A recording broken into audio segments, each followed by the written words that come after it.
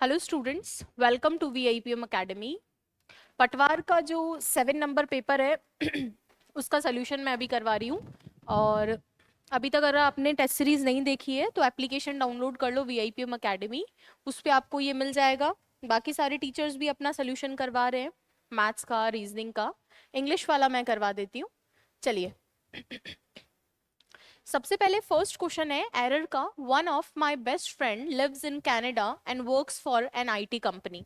तो इस क्वेश्चन के अंदर एरर आइडेंटिफाई करनी है। जब भी एरर ढूंढनी हो तो सबसे पहले पोस्टमार्टम मेथड लगाओ। पोस्टमार्टम मेथड क्या कहता है कि सेंटेंस को स्प्लिट कर दो, किसके अंदर, इसके पार्ट्स ऑफ स्पीच में। जब हर एक पार्ट्स ऑफ स्पीच को हम करेक्टली चेक करेंगे तो एरर आइडेंटिफाई करना ईजी हो जाता है। जैसे सब्जेक्ट है तो सब्जेक्ट के साथ देखो कि वर्ब का एग्रीमेंट करेक्ट है क्या, कहीं आर्टिकल लग रखा है तो सही आर्टिकल जो है वर्ड के लिए आया है क्या, या डिटर्मिनर लग रखा है तो वो सही आया है क्या, प्रेपोजिशन लग रखा है तो वो सही आया है क्या।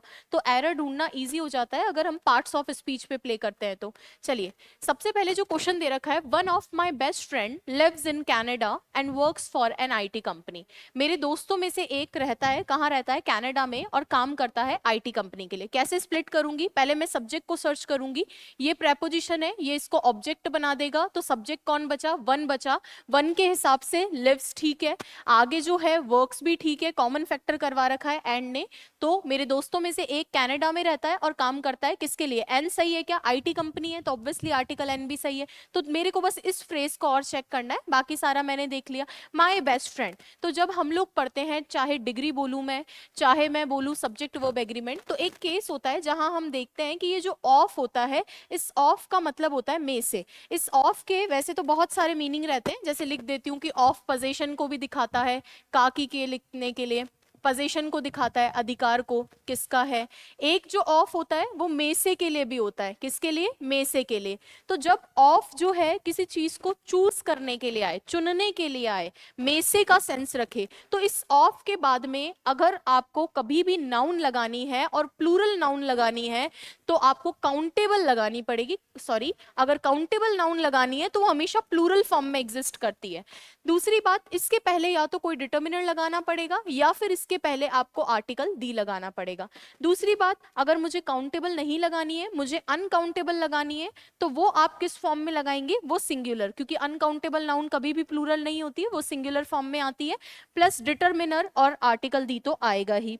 एग्जाम्पल देखो, जैसे मुझे लिखना है कि वन ऑफ, या तो लिखूंगी वन ऑफ माय स्टूडेंट्स, क्योंकि स्टूडेंट्स को काउंट कर सकती हूँ, तो काउंटेबल नाउन या तो प्लूरल फॉर्म में एग्जिस्ट करेगी या फिर जो है अनकाउंटेबल होगी। काउंटेबल होगी तो प्लूरल होगी, वन ऑफ माय स्टूडेंट्स। यहाँ पे या तो माय आना चाहिए या फिर द आना चाहिए, कोई एक चीज आनी चाहिए, पॉजेसिव डिटर्मिनर। या फिर ये भी लिख सकती हूँ हाफ ऑफ द वाटर।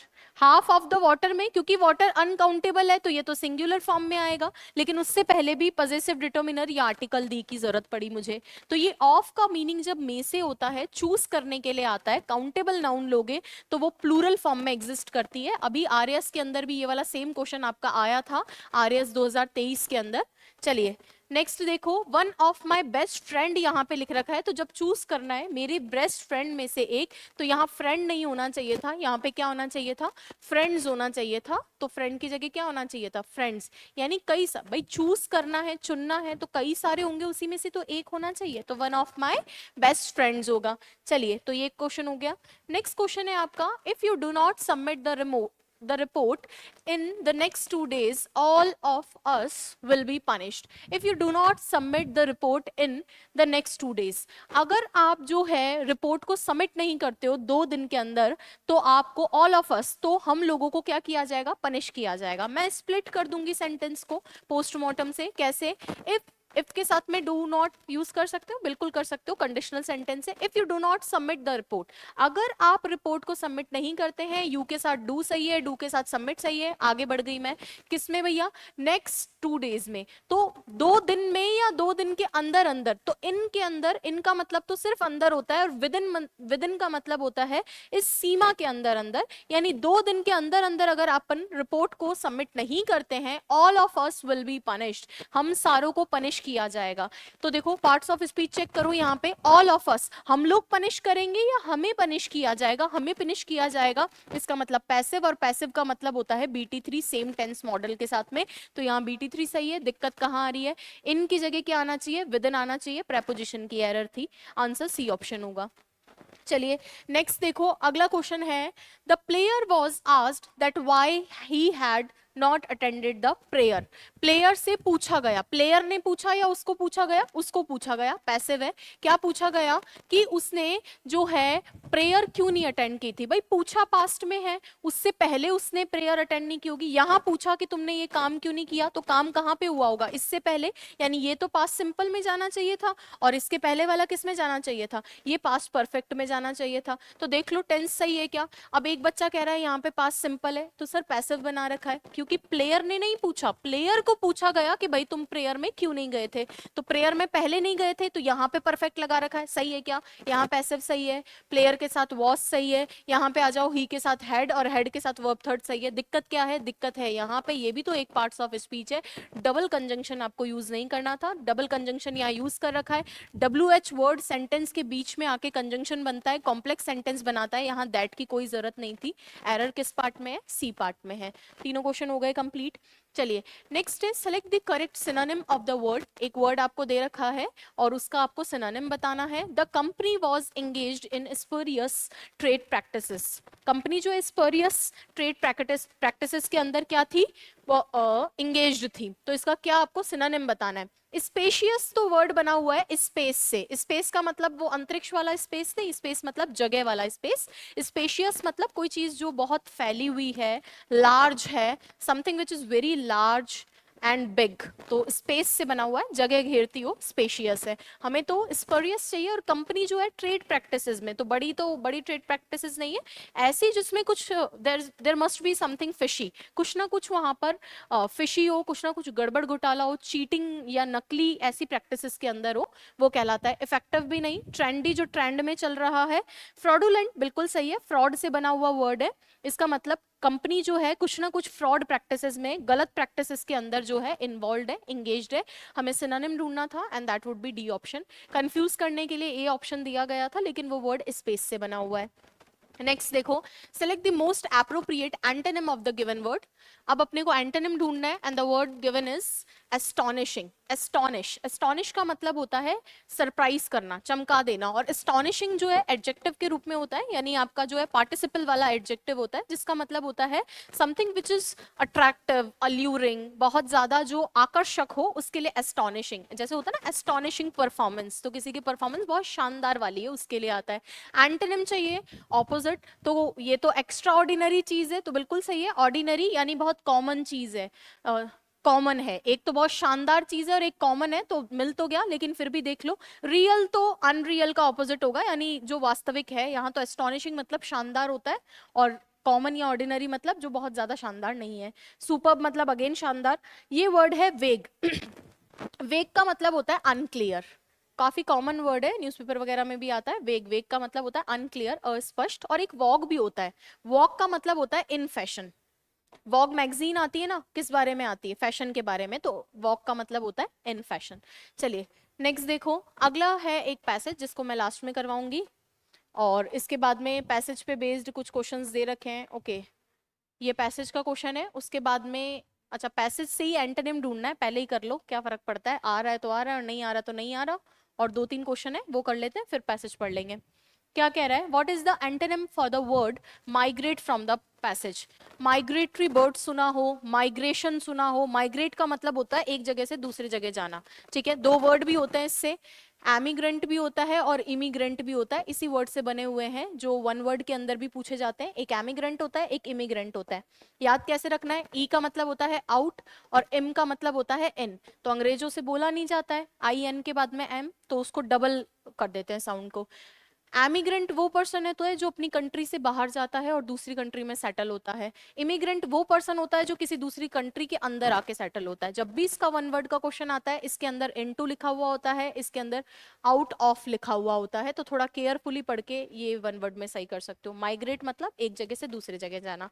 अपने को चाहिए था एंटोनिम, एक जगह से दूसरी जगह जाना है, तो एंटोनिम मतलब अब जाना नहीं है, यानी वहां स्टे करना है। स्टेकेशन क्या होता है? ठहरना। आपको माइग्रेट नहीं करना है। अज्यूम मतलब तो सपोज करना, सोचना, मान लेना कि सोचा ऐसा कुछ हो। डाई मरना और रन भागना, नो। चलिए नेक्स्ट देखो, what is the antonym of the word given diversity from the passage. Passage के अंदर एक वर्ड दे रखा है डाइवर्सिटी। डाइवर्सिटी बहुत कॉमन वर्ड है, इसको तो पूछना भी नहीं चाहिए था, बट पैसेज है, प्रीवियस ईयर पैसेज उठा रखा है, उसमें पूछा हुआ है। डाइवर्सिटी का मतलब होता है आपकी विविधता, मतलब अलग अलग कोई चीज बहुत तरीके की हो वो, तो नहीं। हेरिटेज तो विरासत होता है, नहीं। जैसे अब राजस्थान में रह रहे हैं तो हेरिटेज तो जानते ही हैं। नेक्स्ट है ब्लॉक। ब्लॉक देखो, एक कोई ऐसा टुकड़ा होता है उसको भी ब्लॉक बोलते हैं, और ऑब्स्टेकल को भी ब्लॉक बोलते हैं। ब्लॉकेड आ जाता है, रास्ता बंद वगैरह हो जाता है, बीच में ब्लॉक आ जाता है। और कोई टुकड़ा होता है, लकड़ी वगैरह के ब्लॉक्स होते हैं, तो वो दोनों ही है। डिलेमा का मतलब होता है दुविधा, कंफ्यूजन की स्टेट। स्टेट जिसके अंदर आदमी दो ऑप्शंस के बीच में कंफ्यूज्ड है कि विच वन टू पिक, कौन से वाले को हमें पिक करना है, उस दो ऑप्शंस के बीच में कंफ्यूज रहता है, उसको डिलेमा बोला जाता है। एथिक्स वगैरह पढ़ते हो तो उसमें मॉरल डिलेमाज आते हैं। अभी अपने को डाइवर्सिटी चाहिए था, यूनिफॉर्मिटी बिल्कुल सही है। डाइवर्सिटी मतलब अलग अलग चीज है, यूनिफॉर्मिटी मतलब एक ही जैसा है। यूनिफॉर्म, यूनि मतलब एक, और फॉर्म मतलब एक जैसी फॉर्म का है, तो यूनिफॉर्म हो जाएगा। यहाँ डाइवर्सिटी अलग अलग तरह का था, और यूनिफॉर्म, स्कूल में यूनिफॉर्म होती है मतलब सारे बच्चे एक ही जैसे फॉर्म में होते हैं, उनकी फॉर्म में कोई डाइवर्सिटी देखने को नहीं मिलती है, तो ऑब्वियस है। नेक्स्ट आपकी ये जो ग्लॉसरी आती है, आपको विधेयक शब्द के लिए इंग्लिश वर्ड बताना होता है। तो इसके अंदर देखो, विधेयक, अगर थोड़ा बहुत भी पॉलिटी का नॉलेज हो तो लॉ का मतलब तो होता है कानून। लॉ का मतलब तो होता है कानून। वैलिड का मतलब होता है वैध, कोई चीज सही है या नहीं है, और लॉ कानून होता है। और बिल होता है आपका विधेयक, तो अपने को विधेयक ही चाहिए था। यानी कोई भी आपको एक्ट बनाना होता है, उससे पहले गवर्नमेंट एक बिल लाती है, बिल प्रपोज करती है। उसके बाद में जब वो लोकसभा से, राज्यसभा से पास हो जाता है, प्रेसिडेंट के उस पर सिग्नेचर हो जाते हैं, उसके बाद में कोई भी जो बिल होता है वो लॉ बनता है। तो लॉ बनने के लिए ये एक प्रोसीजर है, और एक्ट होता है अधिनियम। अधिनियम। तो ये दो तीन वर्ड्स हैं, तो ग्लॉसरी में टेक्निकल वर्ड्स पूछे जाते हैं, तो थोड़ा रट लेना उनको एज इट इज। अगला है कैडर वर्ड के लिए आपको हिंदी वर्ड बताना है, तो समिति तो कमिटी होता है। समवर्ग बिल्कुल सही है। कैडर यानी आपने सुना होगा तो आर्मी वगैरह में, और ये जो आपके क्या बोलते हैं इनको, स्कूल वगैरह के अंदर बच्चे एनसीसी वगैरह में पार्ट लेते हैं, तो उसमें कैडर्स होते हैं, अलग अलग ग्रुप्स असाइंड रहते हैं, तो उसको बोला जाता है। मानार्थ होता है ऑनरेरियम। पूछा हुआ वर्ड है, बहुत बार पूछा जाता है, मैंने समझाया भी था आपको। दो वर्ड होते हैं, एक ऑनरेरियम और एक ऑनररी। ऑनररी का मतलब होता है विदाउट पेमेंट, अवेतनिक। और ऑनरेरियम होता है जो आप किसी को मान सम्मान के लिए पैसा देते हो, मानार्थ। जैसे मैं हमेशा एग्जाम्पल देती हूँ कि एक तो है ऑनररी जो बिना पेमेंट के काम कर रहा है, एक है ऑनरेरियम। जैसे मेरे यहाँ कोई मेरा रिश्तेदार एसी की फिटिंग करने आया है, अब उस रिश्तेदार को मैं पैसे दूंगी तो वो पैसे लेगा नहीं, क्योंकि मेरा रिश्तेदार है। लेकिन मान सम्मान का, मान लो उसके बेचारे की फिटिंग का पैसा दूसरे से 1000 लेता है, पर मैं उसको मान सम्मान के 500 रुपए दूंगी, तो वो 500 रुपए ऑनरेरियम कहलाता है। मानार्थ यानी मान सम्मान के लिए दिया है। वृत्ति का तो जीवन जीने का स्टाइल होता है, आपका प्रोफेशन, क्या फॉलो करते हो आप। चलो आ जाओ पैसेज पे। पैसेज पढ़ने का सही तरीका होता है कि पैसेज को बाद में देखो, क्वेश्चंस को पहले देख लो, ताकि मेंटली रेडी रहें कि किस तरह के क्वेश्चंस हमें आगे, मतलब जब पैसेज हम पढ़ेंगे तो किस तरह के क्वेश्चंस पे हमें फोकस करना है। Mountains are found on which of the following. Mountain कहाँ मिलते हैं? बहुत स्ट्रेट फॉरवर्ड फैक्चुअल क्वेश्चन है। What attracts a growing number of tourist to mountain region. बढ़ते हुए नंबर को, टूरिस्ट के बढ़ते हुए नंबर को क्या चीजें जो है अट्रैक्ट करती है माउंटेन रीजन में, तो मतलब इसका मतलब पैसेज जो है माउंटेन से रिलेटेड है। What environmental problem is caused by forest clearing on steep mountain slope. कौन सी जो एनवायरमेंटल प्रॉब्लम है वो कॉज होती है कहाँ पे? फॉरेस्ट क्लियरिंग ऑन, फॉरेस्ट साफ करने में, कहाँ पे? स्टीप माउंटेन स्लोप पे। यानी जो माउंटेन की जो ये इस तरह की स्टीप स्लोप्स होती हैं, बहुत इस तरह की, मतलब एकदम क्या बोल सकते हैं, तीखी स्लोप्स जो होती हैं, ऐसी ज्यादा ढाल वाली जो स्लोप्स होती है वहां पे फॉरेस्ट क्लियरिंग से जो है क्या प्रॉब्लम्स होती है। फॉरेस्ट क्लियरिंग का मतलब है जैसे वनों इस तरह के माउंटेन्स हैं, इस पे से जो पेड़ वगैरह हैं वो सब क्लियर कर दिए, तो इन प्रैक्टिसेस से क्या प्रॉब्लम होती है, तो वो देख के अपने को बताना है। चलिए, और ये है आपका पैसेज, देखो देखें फटाफट से, बस last 5 minutes. Mountains occupy about a quarter of the Earth's land, harbor most of its biodiversity hotspots, and supply fresh water to an estimated half of humanity. Mountain क्या करते हैं भाई, ऑक्यूपाई करते हैं, घेरते हैं, जगह घेरते हैं। कितनी जगह घेरते हैं? About a quarter of earth's land. Earth की जो भी जमीन है उसका एक क्वार्टर, 1/4 लैंड कौन ऑक्यूपाई करता है? माउंटेन्स करते हैं। हार्बर, और क्या करते हैं? हार्बर करते हैं। हार्बर का मतलब होता है, देखो हार्बर आपके जो है वन वर्ड में भी आता है, shelter for ship is called harbour. लेकिन हार्बर का मतलब होता है किसी को शेल्टर देना, तो वर्ब के रूप में भी यूज होता है। हार्बर का मतलब होता है टू शेल्टर समवन या समथिंग। तो माउंटेन हार्बर करते हैं, शरण देते हैं, शेल्टर देते हैं, किसको? मोस्ट ऑफ इट्स बायोडाइवर्सिटी, इसकी अधिकांश बायोडाइवर्सिटी। इट्स किसके लिए आया है? अर्थ के लिए। तो अर्थ की जो अधिकांश बायोडाइवर्सिटी है उसको शेल्टर कौन देता है? माउंटेन, और ऑक्यूपाई करता है 1/4 ऑफ अर्थ्स लैंड। और बायोडाइवर्सिटी हॉटस्पॉट्स को, एंड सप्लाई फ्रेश वाटर, और क्या करते हैं? सप्लाई करते हैं फ्रेश वाटर को, किसको? An estimated of half of humanity, आधे ज्यादा, लगभग जो है आधी ह्यूमैनिटी को फ्रेश वाटर सप्लाई करते हैं। आप भी जानते हो नदियों का पानी हम लोग पी पाते हैं, समुद्र का पानी तो हम नहीं पी सकते। वैसे भी जो फ्रेश वाटर है वो बहुत कम है, 2.5% ही है, उसमें से भी 1% ही है जो ह्यूमन एक्सेसिबल है। तो नदियां आती कहाँ से? पहाड़ों से आती है। तो वो पानी जो है वो लगभग आधी ह्यूमैनिटी को जो पानी मिल रहा है वो माउंटेन्स से मिल रहा है। Present on every continent, mountains include a multitude of ecosystem holding many unique species such as snow leopards and mountain gorillas. Present on every continent. Present है कहाँ पे? हर कॉन्टिनेंट पे। आप जानते हो जो 7 कॉन्टिनेंट्स है, यानी माउंटेन हर कॉन्टिनेंट पे, सारे कॉन्टिनेंट पे। ऐसा नहीं है कि सिर्फ एशिया एशिया के अंदर है, नॉर्थ अमेरिका में नहीं है, सभी पे है। माउंटेन इंक्लूड करते हैं, क्या इंक्लूड करते हैं? A multitude of ecosystem. Multitude of मतलब मैनी, बहुत सारे बहुत सारे इकोसिस्टम को इंक्लूड करते हैं, होल्ड करते हुए। पार्टिसिपल है, किसको होल्ड करते हुए? बहुत सारी यूनिक स्पीशीज को, बहुत सारे अलग अलग स्पीशीज को इंक्लूड करते हुए माउंटेन जो है क्या करते हैं? प्रेजेंट है एवरी कॉन्टिनेंट पे। और स्पीशीज जैसे स्नो लेपर्ड्स, जो बर्फ वाले लेपर्ड्स आते हैं, हिम तेंदुआ शायद ऐसा कुछ बोलते हैं उनको, और माउंटेन गोरिलास, और किसको? माउंटेन गोरिलास को वहां शामिल करते हैं। They are also home to great cultural diversity among people adapted to the challenges of mountain life. They are also home to, और ये क्या है? घर है, किसके लिए? Great cultural diversity among people, यानी कई प्रकार के लोगों के बीच में, ग्रेट कल्चरल डाइवर्सिटी के बीच में ये इनको होम अवेल करवाते हैं। Adapted to challenges of mountain life, और कौन से लोग? जिन्होंने अपने आप को एडेप्ट कर लिया है, परिस्थिति में डाल लिया है। कौन सी परिस्थिति में?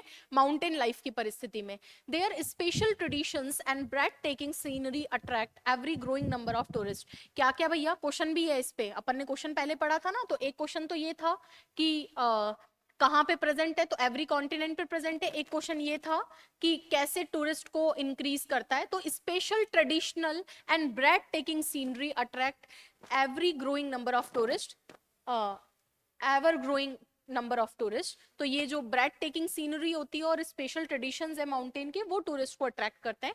Mountain regions are particularly sensitive to degradation from both human pressure and climate change. और ये जो रीजन्स हैं पर्टिकुलरली सेंसिटिव है, बहुत ज्यादा संवेदनशील है टू डिग्रेडेशन के लिए। कहाँ से? ह्यूमन की वजह से भी और क्लाइमेट चेंज की वजह से भी माउंटेन्स के अंदर बहुत ज्यादा डिग्रेडेशन देखने को मिलता है। Steep slopes mean the clearing of forest for farming, settlements and infrastructure can cause serious soil erosion as well as loss of inhabitant. तो यहाँ से यहाँ तक के लिए भी एक और क्वेश्चन था, सीधा सीधा क्वेश्चन है। Steep slopes mean, steep slope का मतलब है क्लियरिंग ऑफ फॉरेस्ट, फॉरेस्ट का क्लियर होना, किसके लिए? फार्मिंग के लिए, किसके लिए? सेटलमेंट के लिए, और किसके लिए? इंफ्रास्ट्रक्चर के लिए, यानी वहां पे जो माउंटेन्स पे फॉरेस्ट है उसको क्लियर कर रहे हैं, क्यों कि खेती कर सके, क्यों कि रह सके, क्यों कि वहां पे इंफ्रास्ट्रक्चर बिल्ड कर सके। तो ये चीजें कॉज कर सकती है, कारण बन सकती है साफ करना किसका, serious soil erosion as well as loss of habitat, यानी सीरियस सॉइल इरोजन हो सकता है और लॉस ऑफ हैबिटेट, यानी वहां के जो निवासी है वो जा सकते हैं और सॉइल इरोजन हो सकता है। Erosion and pollution harm the quality of water flowing down stream, और ये जो इरोजन है और पॉल्यूशन है ये जो पानी नीचे की तरफ बह रहा है उसको भी हार्म करते हैं। Climate change threatens the quantity and timing of water supplies to farm cities industries power stations, और ये क्लाइमेट चेंज जो होता है धमकी देता है, वैसे धमकी क्या देता है, मतलब एक थ्रेट पैदा करता है किसके लिए, quantity and timing water supplies to farm, यानी फार्म खेतों में, शहरों में, इंडस्ट्री में, पावर स्टेशन पे जो टाइमिंग है पानी के जाने की, और क्या है, और जो है क्वांटिटी है, जो मात्रा है वहां जाने की, उसको जो है क्लाइमेट चेंज अफेक्ट करता है। Fast rising temperature are forcing mountain species ecosystem people that depend on them to adapt or migrate, और जो ये फास्ट राइजिंग तेजी से बढ़ता हुआ टेम्परेचर है, ये तेजी से बढ़ता हुआ टेम्परेचर फोर्स कर रहा है किसको, माउंटेन पे रहने वाले स्पीशीज को, इकोसिस्टम को और लोगों को, क्या फोर्स कर रहा है कि दैट डिपेंड ऑन देम, जो माउंटेन पे डिपेंड करते हैं उन लोगों को फोर्स कर रहा है किस चीज के लिए, या तो अपने आप को उस परिस्थिति में डाल लो कि जो क्लाइमेट चेंज हो रहा है, या तो उसमें ढल जाओ या फिर माइग्रेट कर जाओ या वहां से निकल जाओ। ये एक पैसेज था, अच्छा सा पैसेज था। चलो देखो क्या कह रहा है, mountains are found on which of the following, तो सारे कॉन्टिनेंट्स पे, एवरी कॉन्टिनेंट, ये कुछ भी नहीं है। नेक्स्ट देखो, what attracts a growing number of tourist to mountain, तो ये आया था special tradition and breathtaking scenery, तो ये भी सही है, बाकी कुछ भी नहीं होगा। चलिए नेक्स्ट देखिए, what environmental pollution is caused by forest clearing on steep mountain, तो soil erosion and habitat loss, easy सा पैसेज था, छोटा सा, बट ये एसएससी का प्रीवियस ईयर पैसेज है। चलिए thank you so much, next session में मिलते हैं। वीडियो को लाइक करें, चैनल को सब्सक्राइब करें, अपने फ्रेंड्स के साथ शेयर करें, और अभी तक टेस्ट सीरीज नहीं ली है तो डाउनलोड VIPM अकेडमी एप्लीकेशन, और 45 डेज का क्रैश कोर्स भी उस पर है, आप चाहें तो उसको भी ले सकते हैं ताकि आपको इंग्लिश में हेल्प मिल जाए। Thank you.